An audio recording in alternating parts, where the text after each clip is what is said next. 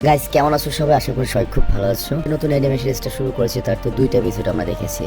যে কোনো বস্তুকে তুমি যদি ভালোবাসো তার মধ্যে প্রাণ চলে আসতে পারে, এরকম হচ্ছে থিম এই অ্যানিমেটার। তো সেটার তৃতীয় এপিসোড, চলো আমরা সবাই মিলে এনজয় করি। তো যাই হোক, এ পর্যন্ত আমরা কি দেখেছিলাম যে আমাদের এই সিনেমার যে মেইন হিরো রুডো হঠাৎ করে অদ্ভুত শক্তির অধিকারী হয়ে গিয়েছে। তো তখন ইঞ্জিন রুডোকে ওর টিমে জয়েন করার জন্য রিকোয়েস্ট করে, আর ওর টিমের নাম হচ্ছে ক্লিনার্স। আর ওদের টিমের কাজ কি বা ক্লিনার্সদের কাজ কি, এটা আমরা একটু পরে জানতে পারবো। আর এরপর আমরা জানকা নামের একটা লোককে ইঞ্জিন করে কি ওকে কল করে এবং বলে, আমি আবর্জনার স্তূপে একটা স্পেশাল ছেলেকে খুঁজে পেয়েছি যে অদ্ভুত শক্তির অধিকারী, এবং আজ পর্যন্ত আমি এরকম শক্তির অধিকারী কাউকে এখনো দেখিনি। তো এর জন্য আমি ওকে টিমে নিয়ে ফেলেছি। তো এরপর ইঞ্জিন করে কি রুডোকে একটা ডক্টরের কাছে নিয়ে আসে, মানে আঘাতের স্থানে ব্যান্ডেজ করবে। তো রুডো বলে, তুমি আমাকে এখানে কেন নেছো? আমি তো তোমার টিমে জয়েন করতে চাই না, আমি ওপরে যেতে চাই। ডক্টর তখন বলে, এই ছেলে, তুমি আগে বলো আবর্জনার মধ্যে কেন গিয়েছিলে? আর কিছুক্ষণ সেখানে থাকলে তো তুমি এমনিতেই বিষাক্ত গ্যাসের কারণে একেবারে উপরে চলে যেতে, আবার তার উপর তোমাকে আবার কতগুলো গুন্ডাও ধরেছিল। তোমার তো উচিত ওই ইঞ্জিন ছেলেটার শুকরিয়া আদায় করা যে তোমাকে আমার কাছে ডাক্তারের কাছে নিয়ে এসেছে। আর আমি যে তোমাকে চিকিৎসা দেখছি, আমি কোনো বুইড়া বেটা নই, আমি একটা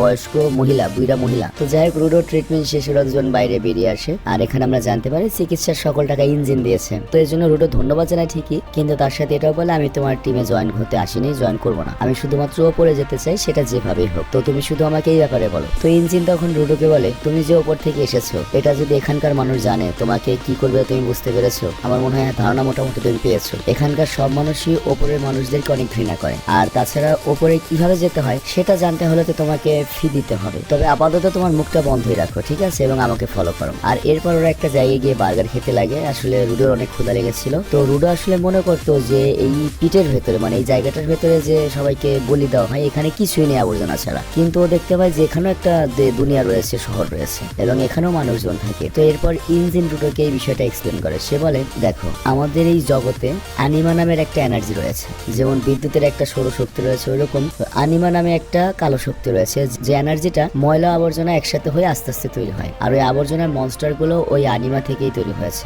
আনিমা না অনিমা আর কি। আর ওরা মানুষ দেখলে অ্যাটাক করে, তবে ওরা বেশিরভাগ টাইমই ময়লার ভেতরে থাকে, কিন্তু মাঝে মাঝে শহরে এসে ওরা অ্যাটাক করে। আর আমাদের শহরটা চারদিক থেকে আটকানো সেফটির জন্য, আর নর্মাল অস্ত্র দিয়ে ওদেরকে মারা যায় না। কিন্তু তোমার যে গ্লাসটা রয়েছে, এটা দিয়ে তুমি মনস্টারদেরকে মারতে পারবে। যেমন ধরো, একজন মানুষের কাছে ওর পছন্দের চাকু রয়েছে, যেটা ও বছরের পর বছর ইউজ করেছে, ধার দেয়, অনেক যত্ন করে রাখে, অনেক প্রিয় জিনিস হয়। আবার মনে করে একটা রাইটারের কাছে তার প্রিয় কলম। তো এরকম কোন একটা জিনিসকে অনেক প্রিয় করলে সেটার মধ্যে আনিমার পাওয়ার চলে আসে, আর এগুলোকে স্পেশাল আইটেম বলা হয়, আই মিন ভাইটাল ইনস্ট্রুমেন্ট। যেমন আমার কাছে রয়েছে ছাতা, আই মিন ইঞ্জিনের কাছে, আর তোমার বা রুডোর কাছে রয়েছে গ্লাভস। তো যেহেতু এসব মনস্টার আনিমা শক্তি দিয়ে তৈরি হয়েছে, আর এর জন্য এসব মনস্টারকে হারানোর জন্য আনিমা শক্তির প্রয়োজন। তবে বেশিরভাগ মানুষই তাদের ভেতরের জিনিসপত্রের ভেতরে সব আনিমা শক্তি আনতে পারে না, কিন্তু আমি আর তুমি এটার মধ্যে আনতে পেরেছি। আর এই কারণে আমাদেরকে গিভার্স বলা হয়, মানে আমরা সাধারণ মানুষের চেয়ে আলাদা। তো রুডো তখন মনে মনে ভাবতে থাকে, তার মানে র্যাক্টো সবসময় সত্য কথা বলতো, যদি কোনো কিছুর খুব ভালো মতো যত্ন নেওয়া হয়, সেই বস্তুর মধ্যে আত্মা চলে আসে। তো তখন ইঞ্জিনকে বলে, দেখো, আমাদের এই ক্লিনার্স টিমের কাজই হচ্ছে আমার এই আবর্জনার মনস্টারদের সাথে লড়াই করে শহর বাঁচাই, এবং আমরা তোমাদের মতো আরো অনেক গিভার্সদের তল্লাশি করছি।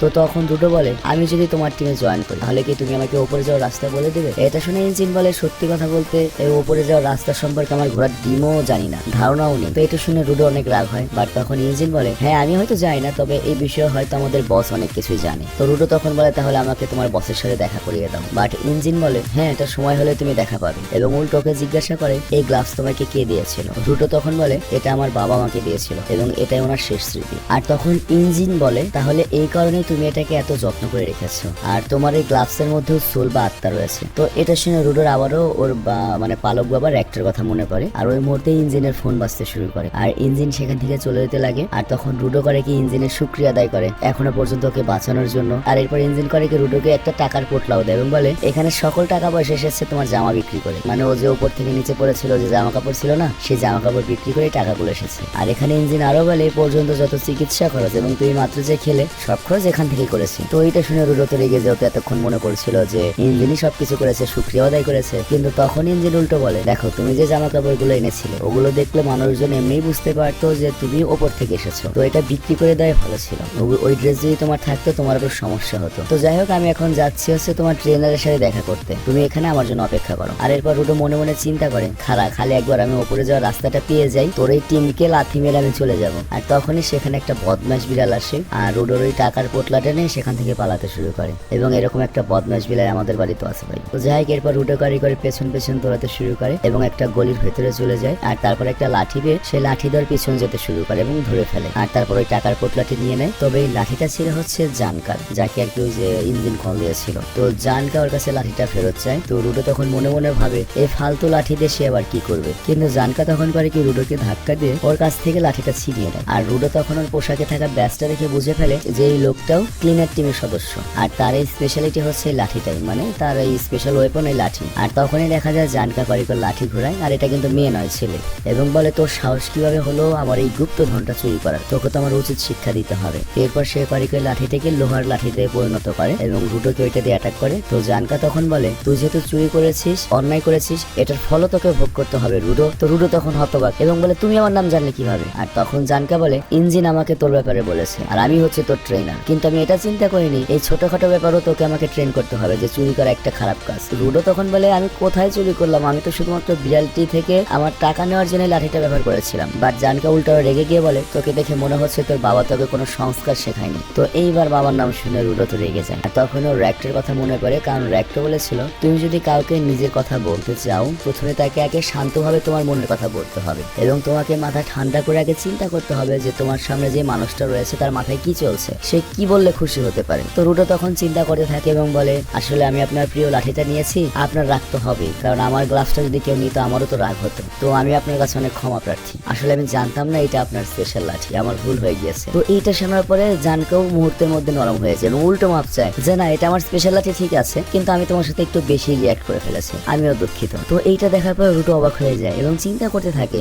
যে মানুষের সাথে একটু ভালো মতো কথা বললে এত কিছুর সমাধান সম্ভব। তার মানে আমার বাবার একটা তো সবসময় ঠিকই বলতো, কিন্তু এটা আসলে বাস্তব জীবনে এটা সত্য নয়। শুধুমাত্র তোমার সামনের মানুষটাও যদি তোমার মতো ভালো মানুষ হয় তখনই কথা দিয়ে কোনো কিছু সম্ভব, তাছাড়া না। তো যাই এরপর জানকর সামনে সে হাতে গিয়ে দেয় এবং ওপর উঠে জিজ্ঞাসা করে তোমার ভেতরে স্পেশাল কি আছে, তোমার কিসের মধ্যে শক্তি রয়েছে? তো রুডোর গ্লাভসটা দেখায় এবং বলে আমি জানি না এটার মধ্যে নাকি শক্তি রয়েছে। তো জানকা তখন এটা দেখার পরে বলে তোমার গ্লাভসটা অসাধারণ, আর তুমি আমাদের টিমে কেন জয়েন করছো? রুডো তখন বলে আমি তো শুধুমাত্র তোমাদেরকে সাহায্য করছি, আমার উদ্দেশ্য পূর্ণ হলে এখান থেকে চলে যাব। আর তারপর রুডো মনে মনে ভাবতে থাকে যে সামনের জানকাকে একদম আলাদা ধরনের মানুষ মনে হচ্ছে, কারণ সে সব সময় হাসে। আর তখন রুডোর মনে পড়ে যে ওর বাবা র্যাক্টো বলেছিল যে মাঝে মাঝে একটু হেসো, হ্যাঁ তোমার মুখ সবসময় গোমরা করে রাখো, তোমার একটু হাসা উচিত, কারণ হাসার মাধ্যমে মানুষের ক্যারেক্টারই বদলে যায়। তো রুডো তখন মনে মনে ভাবে আচ্ছা আমি কি হাসতে পারি, তাহলে হাসার চেষ্টা করি। তো ও যখন হাসে ওকে খুবই অদ্ভুত লাগে এবং জানকা এটা দেখে ভরকে যায় এবং বলে তুমি কি আমাকে ভেঙাচ্ছ, আমার সাথে মজা নিচ্ছ? রুডো তখন বলে না আমি জাস্ট একটু হাসছিলাম। জানকা তখন বলে ভাই তোর মতো এরকম দুনিয়ার জঘন্য হাসি আর কারণে, তোর এই হাসি দেখে বিলাই ক্যান, কুত্তা ক্যান, বাচ্চা ক্যান সবাই কান্না শুরু করে দেবে। তো এরপর রুডো করে কি মুখ বন্ধ করে হাসার ট্রাই করে, আর এটা দেখার পরে জানকা আরো বেশি ভরকে যায়, দুজনের মধ্যে ঝগড়া শুরু হয়ে যায়। জানকা তখন বলে যে ইঞ্জিন তোর মধ্যে স্পেশাল কোনো পাওয়ার দেখেছে এটা ভেবে আবার বেশি উড়া শুরু করিস না, কারণ আমরা এখানে প্রত্যেকজনই নিজেদের জীবন বাজি রেখে সব মনস্টারদের সাথে লড়াই করছি, কিন্তু তুই একটাকে বললি যে তুই স্বার্থ পূরণ হলে এখান থেকে আমাদের ছেড়ে চলে যাবি, এবং তোর যে স্বার্থটা রয়েছে বা যে প্রয়োজনটা রয়েছে যার জন্য তুই আমাদের সাথে রয়েছিস সেটা সম্ভবত খুব ফালতু একটা কারণই হবে। আর তখনই ওই সময় রুডো র্যাক্টো বলা শেষ শব্দটির কথা মনে পড়ে। র্যাক্টো বলেছিল এই ফালতু দুনিয়াকে বদলে দাও। তো রুডো তখন জনকাকে বলে তুমি আমার উদ্দেশ্যকে ফালতু বলছো, এই উদ্দেশ্য পূরণের জন্য আমি যে কোনো কিছু করতে পারি, তুমি তোমার মুখ বন্ধ রাখো মূর্খ। তো এরপর তারা দুজনে লড়াই করার জন্য প্রস্তুত হয়ে যায়। আর তখন জানকা করিকর লাঠিটা আবারও ট্রান্সফর্ম করে লোহাতে পরিণত করে, আর রুডো করে কি পাশে থাকে একটা রড নিয়ে সেটার মধ্যে গ্লাভস থেকে এনার্জি জেনারেট করতে থাকে। তো এটা দেখে জানকা তো অনেক বেশি অবাক হয়ে যায়, কারণ ওরা জানে যে একজন গিভার শুধুমাত্র যে কোনো একটা জিনিসের উপর এনার্জি জেনারেট করতে পারে। ধরো আমার প্রিয় জিনিসটা হচ্ছে বদনা, তো আমি শুধুমাত্র ওই বদনার মধ্যে আমার পাওয়ারটা দিতে পারবো, আমার পাওয়ার মনে করো আমার বাইকে যাবে না। কিন্তু রুডোর ব্যাপারটা হচ্ছে কি ওর স্পেশাল আইটেম কিন্তু গ্লাভস, কিন্তু ওই গ্লাভস দিয়ে যে কোনো জিনিস কেউ মনে করে যে এনার্জিতে রূপান্তর করতে পারে, সেটা হোক বদনা সেটা হোক গাড়ি, এবং পুরো দুনিয়াতে একমাত্র রুডোই একজন মানুষ যে এরকমটা করতে পারে। সে যে কোনো জিনিসকে ছুঁয়ে ভাইটাল ইনস্ট্রুমেন্টে রূপান্তর করার ক্ষমতা রাখে, আর এই কারণে engine okay very very special বলেছিল। কিন্তু জানকা খুব ভালোভাবেই জানে যে রুডো ওকে হারাতে পারবে না, কারণ রুডো তো এক্সপিরিয়েন্স নয়। আর তখনই দেখা যায় ওপর থেকে লাঠি এসে নিচে পড়ে, আর রুডো এটা খেয়ালও করেনি যে কখন লাঠি উপরে ছুড়ে মেরেছিল। এরপর জানকা করে কি রুডোর উপরে অ্যাটাক করে দেয়। রুডো একটু স্লো ফাইট করছিল, তবে তারপর রুডো করে কি জানকার কাঁধে এসে মারে, কিন্তু এটা জানকা জানকার কিছুই হয় না। আর তারপর জানকা করে কি ওকে লাঠি দিয়ে মেরে নিচে ফেলে দেয়, কিন্তু তখনই নোটিস করে জানকা যে ওর গালে পটি লেগে রয়েছে, মানে ঘু লেগে রয়েছে সিরিয়াসলি। তুই এর মানে রুডো যে জিনিসটা একটু আগে উঠিয়েছিল ওটা টয়লেটের প্লাম্বার ছিল আর কি, মানে পায়খানার ভিতরে ঢোকায়। তো জানকা বলে তুই টয়লেট প্লাম্বার দিয়ে লড়াই করছিস? রুডো বলে টয়লেট প্লাম্বার আবার কি?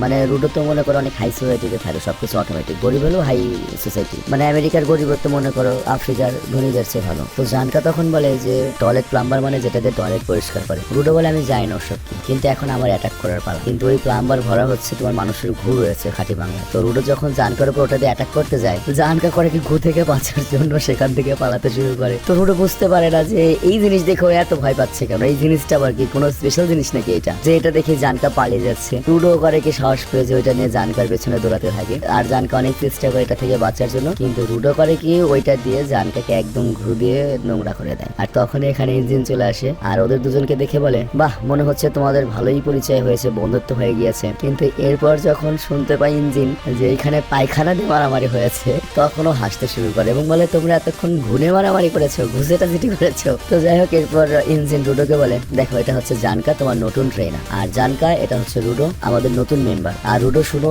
এই জানকা কিন্তু আমাদের মধ্যে সবচেয়ে ক্ষমতাবান লিভার, কারণ ও ভাইটাল ইনস্ট্রুমেন্ট সম্পর্কে অনেক বেশি জ্ঞান রাখে এবং ও তোমাকে অনেক কিছু শেখাবে, ও অনেক স্পেশাল। তো এই কথা যখন জানকা শুনে, মানে ইঞ্জিনের মুখ থেকে ওর প্রশংসা শুনে লজ্জা পেয়ে যায়। আর এই দিকে রুডোর নজর পড়ে গাড়ির পেছনে শুয়ে থাকে একটা মেয়ের দিকে, আর ওর নাম হচ্ছে রিও, আর ও একজন ক্লিনারের সদস্য। তো জাগ্ন হয়ে করে কি রুডোর চুল ধরে নাড়তে থাকে এবং বলে এই মেয়ে তুমি কি চুল কালার করেছো, সেই লাগছে তো, সেই সিল্কে চুল। তো এইটাতে রুডো অনেক লজ্জা পেয়ে যায় এবং বলে ভাই উপরের চেয়ে তো নিচের এই গরিবদের জীবনে তো সেরা, আমি তো জানতামই না যে নিচে এত মজা রয়েছে, আর একটা মেয়ে আমার চুল নিয়ে খেলছে, সিরিয়াসলি ভাই উপরে পুরো বোরিং একটা লাইফ। আর এরপর ইঞ্জিন বলে আমরা এখন বাসায় যাচ্ছি, আই মিন ক্লিনার্সদের হেডকোয়ার্টারে, আর এখানে এপিসোডটা শেষ হয়ে যায়। তো যাই হোক, আমি জানি না তোমাদের কেমন লেগেছে আজকের এপিসোডটি, তবে আমার কাছে ভালো লেগেছে, ইন্টারেস্টিং ছিল, মজার ছিল, সম্পূর্ণ নিউ কিছু ক্যারেক্টার, নিউ কিছু কাহিনী, ভালো লাগছে। তো আমি আজকের মতো বিদায় নিচ্ছি, তোমরা ভালো থেকে সুস্থ থেকো, প্রতিদিন একটা করে ভিডিও আনার চেষ্টা করবো, তোমরা একটু অ্যাক্টিভ হো, আমি অ্যাক্টিভ হয়েছি। বাই, আল্লাহ হাফেজ।